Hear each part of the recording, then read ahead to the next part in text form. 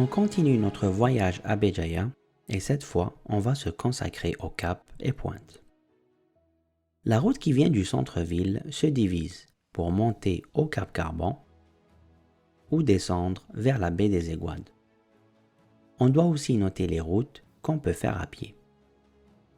Je vais les distinguer en les dessinant en blanc et laisser le jaune pour les routes principales.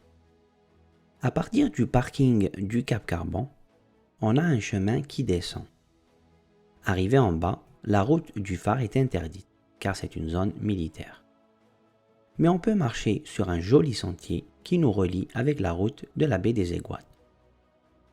Puis du parking des Aiguades, il y a un autre sentier pour aller au Cap Bouac. J'ai planifié mes photos en 3 étapes. Je vais utiliser la couleur orange pour montrer la sortie en cours. Je commence la première sortie en hauteur afin de prendre un grand plan de la pointe noire. Le soleil est à moitié caché par les nuages et la photo n'est pas ce que je recherche. Je dois prendre une décision. Je reste statique et laisse le soleil sortir en haut des nuages et ainsi perdre un temps précieux mais garantir ma photo, ou me déplacer et suivre mon plan. Je décide de continuer mon chemin et faire un plan serré avec cette pointe noire un peu plus bas. Avant de me déplacer, je prends une photo d'un mausolée qui s'appelle Sidi Aïssa, avec la pointe noire en arrière-plan. Je continue ma descente, les rayons du soleil commencent à se montrer de plus en plus. Et là j'arrive au bon moment pour prendre la pointe noire. On voit clairement le chemin taillé qui relie cette pointe au cap Carban, mais on l'utilisera dans la sortie numéro 2. Je continue de descendre jusqu'à ce que j'ai une vue dégagée du cap Bouac. Une lumière diffusée par les nuages et une couleur magenta qui caractérise leur doré.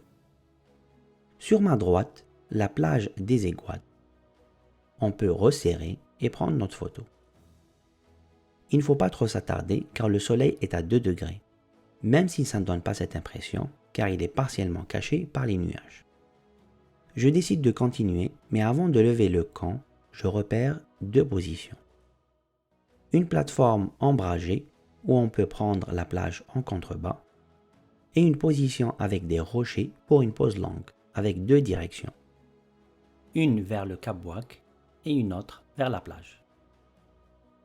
Je me déplace vers la première position.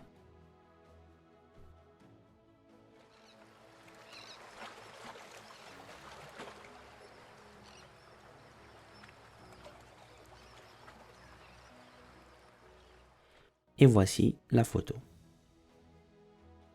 Je continue vers la deuxième position.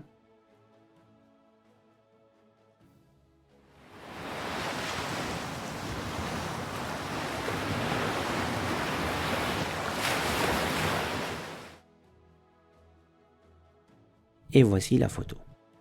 Il faut noter que le soleil est arrivé à 4 degrés et puisque cette photo me tenait à cœur, j'ai pris mon temps pour la faire sur plusieurs tentatives.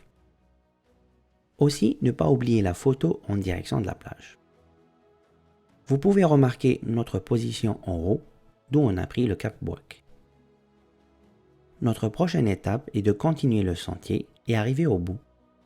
On y distingue un tunnel. Au milieu du chemin, je remarque un autre angle pour le Cap Bouac.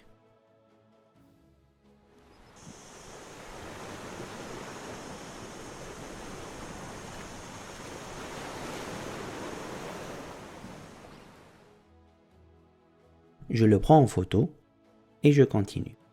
Mais notez qu'on est à 6 degrés et qu'on commence à perdre la qualité de la lumière. Après une marche de 20 minutes, j'arrive au bout. Une super vue de la pointe noire.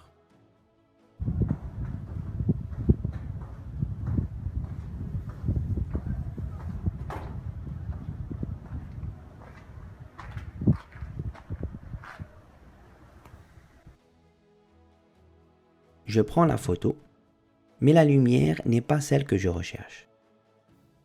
Bien évidemment, il faut prendre une décision, revenir ou pas, afin de reprendre cette photo avec une meilleure qualité de lumière.